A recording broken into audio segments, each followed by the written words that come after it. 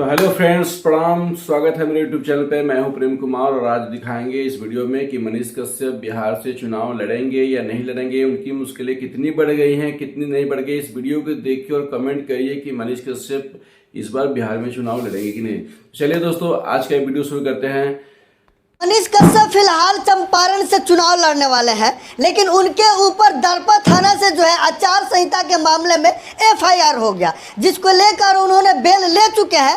लेकिन सवाल खड़ा ये होता है कि क्या मनीष कश्यप चुनाव लड़ पाएंगे कि नहीं लड़ पाएंगे। वैसे मैं आपको बता दूं, चंपारण दो हिस्से में बटा हुआ है। पूर्वी चंपारण से जो है राधा मोहन सिंह को टिकट मिल चुकी है और पश्चिमी चंपारण से संजय जायसवाल को टिकट मिल चुकी है। वहीं मनीष कश्यप का देखा जाए तो कहीं से भी उनको टिकट नहीं मिला है।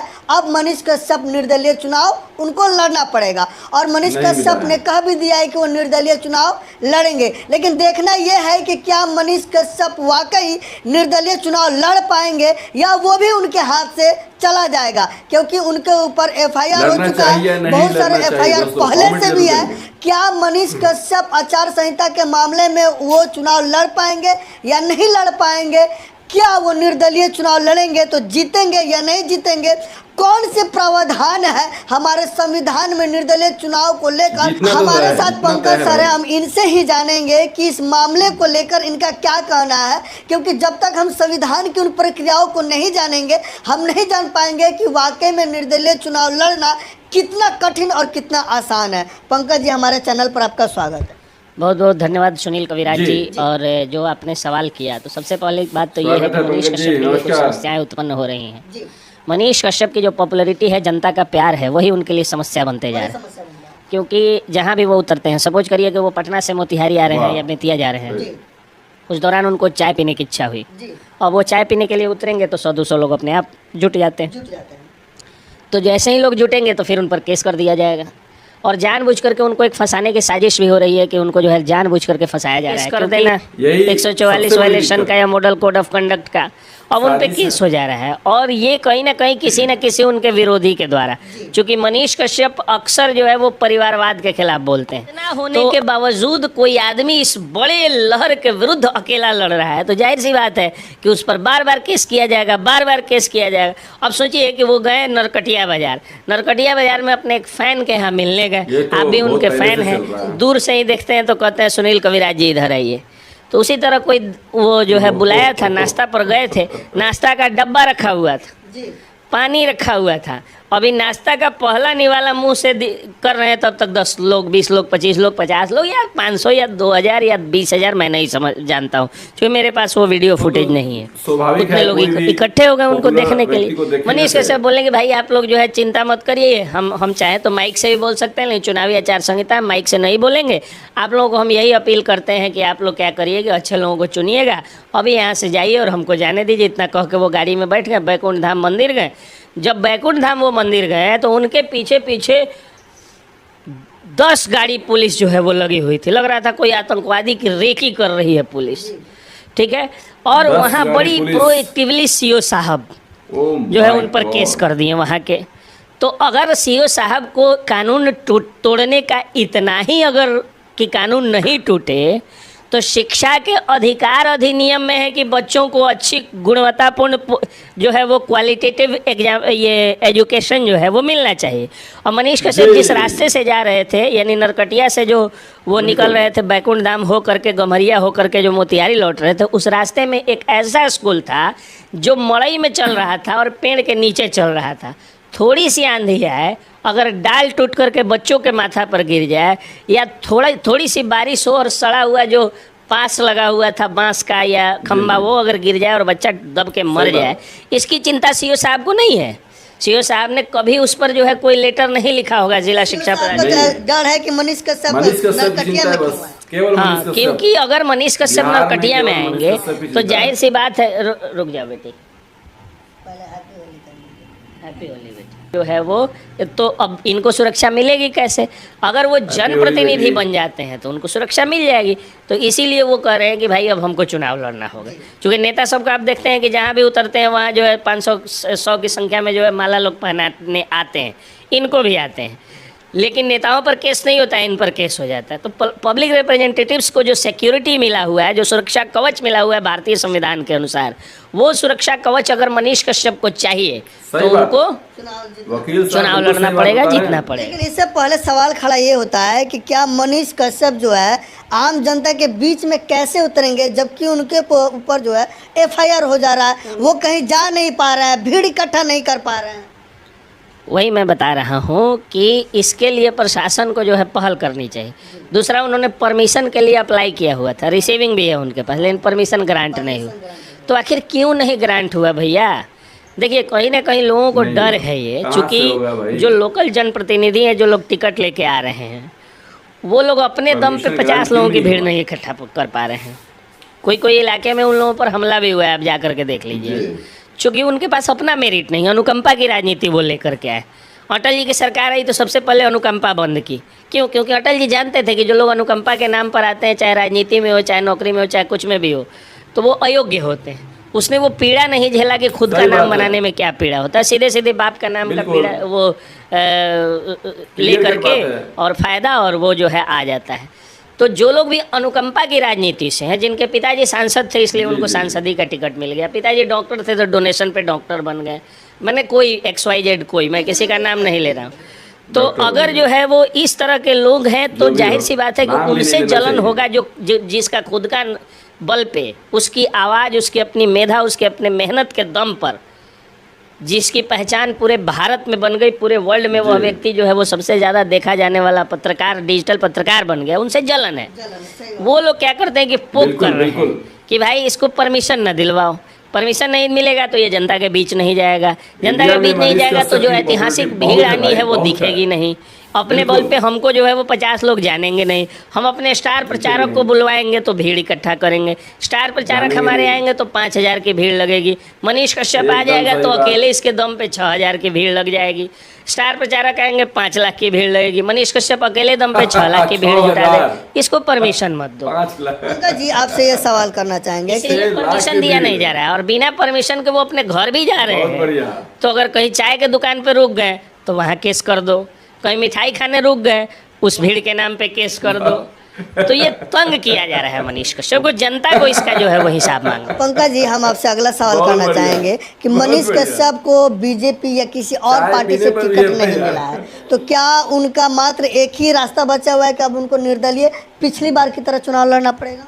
बिल्कुल, निर्दलीय ही लड़ना चाहिए। अगर टिकट मिल जाती है और तब चुनाव लड़ते हैं वो, तो एक उदाहरण जाएगा समाज में कि भाई आप अच्छा काम करिए, फिर पार्टी का जो है चापलूसी करिए, पार्टी अगर आपको टिकट दे देती है तो आप चुनाव लड़ जाइए।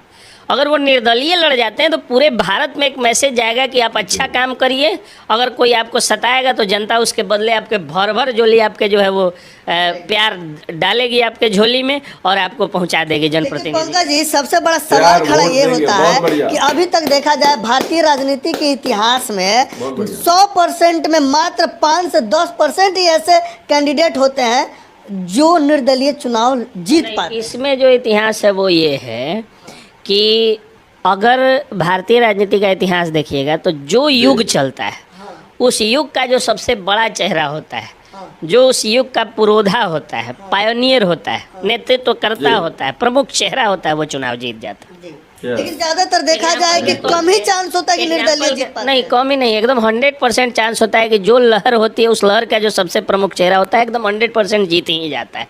जैसे एग्जांपल के तौर पे जब बाहुबलियों का युग था, बाहुबलियों को चुनाव जिताया जाता था, जब मुन्ना शुक्ला चुनाव जीतते थे, राजन तिवारी चुनाव जीतते थे, जब ये आपको रमा सिंह चुनाव जीतते थे, जब सूरजभान सिंह चुनाव जीतते थे, उस समय बाहुबलियों में सबसे प्रमुख चेहरा जो थे वो पप्पू यादव थे। पप्पू यादव निर्दलीय से चुनाव जीते थे, समझिएगा बात को। उसी तरह से जो भी जहाँ भी लड़ा है, मजबूती से लड़ा है, वो चाहे निर्दलीय हो चाहे छोटे दल से हो। इंदिरा गांधी के खिलाफ जब कांग्रेस की लहर थी, जब जेपी आंदोलन जोर पे था, अगर उस समय आप देखिएगा तो राजनारायण चुनाव जीते थे।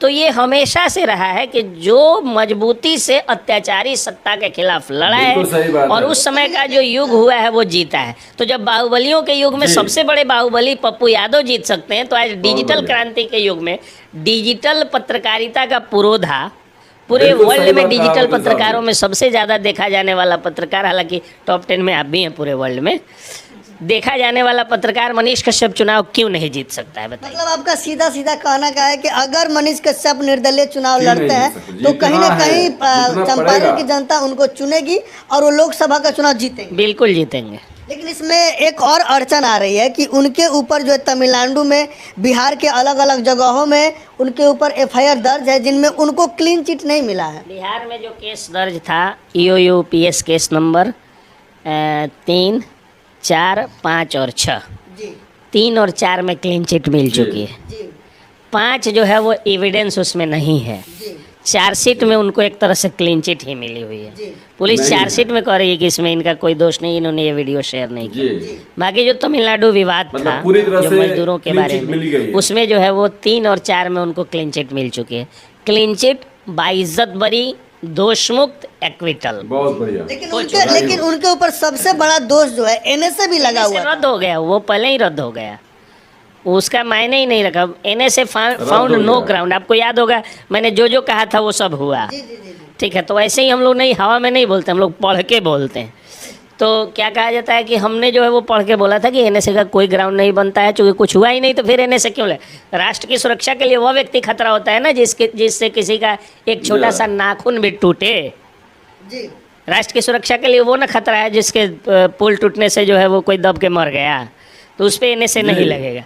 लेकिन मनीष कश्यप तो बिल्कुल कहीं सही राष्ट्र बात की है। सुरक्षा के लिए खतरा नहीं थे। NSA हट चुका है, वो रद्द मतलब क्वैश हो चुका है, खत्म हो चुका है। NSA कोर्ट ने हटा दिया है, हट उसमें चुका है। बेल उल नहीं दिया है, उसको हटा ही रद्द। दिया है। NSA और बाकी मामलों में फिनिश। बेल मिला है और उसमें 3 मामले में क्लीन चिट मिल चुकी है और सारे मामलों में क्लीन चिट मिलेगी। सारे लोग जानते हैं कि अत्याचारी सत्ता ने मनीष कश्यप के खिलाफ वही धारा लगाई है मिलेगी। जो कभी स्वतंत्रता सेनानियों के खिलाफ गोरों ने लगाया था, जेपी सेनानियों के खिलाफ लगा हुआ था और अब मनीष कश्यप के खिलाफ तो लगा। क्या आगामी जो चुनाव हो रहा है, इस चुनाव में बाकी जो केस है और बाकी मुकदमे मनीष कश्यप के ऊपर है, क्या वो अड़चन आ सकती है या नहीं आएगा? देश में जो है वो एक कानून है कि अगर किसी व्यक्ति को अच्छा। जघन्य अपराध में सजा मिल चुकी है तो वो केस नहीं लड़ सकता है।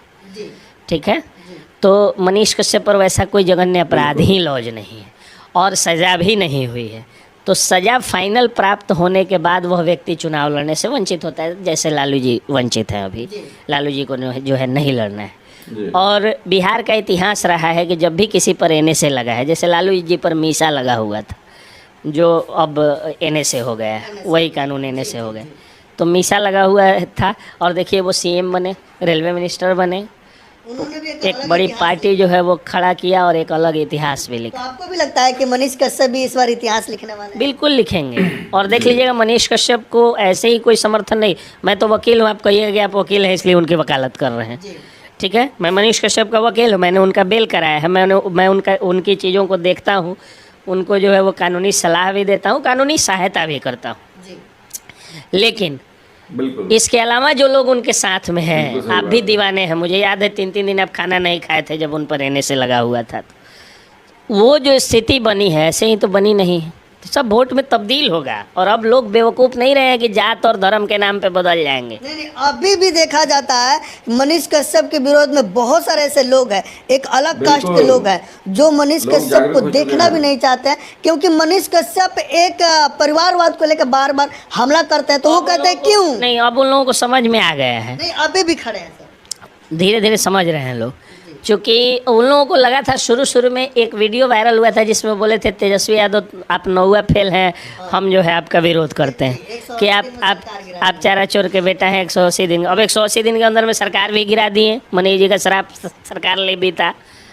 और अब तो वो जिन पर परिवारवाद का वो जो आरोप लगा रहे हैं वो तो बीजेपी के हैं।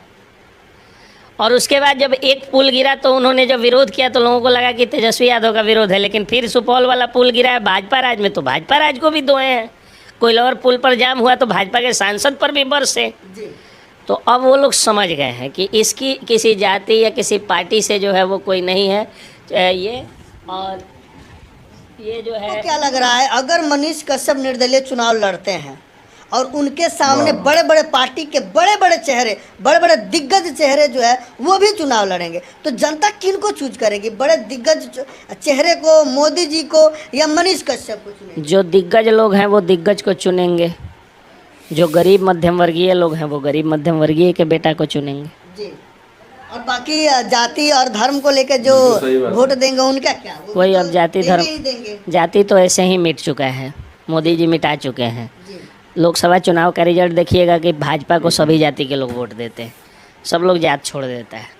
अब जो धर्म की दीवार है या जो ये चीज़ समझ में लोगों को आना चाहिए कि हर जाति में गरीब जाति का अलग है, अमीर जाति का अलग, इसको मनीष कश्यप समझा देंगे।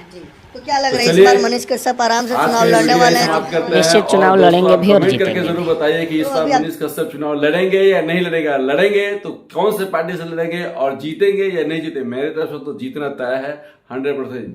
जय बिहार, जय मनीष कश्यप।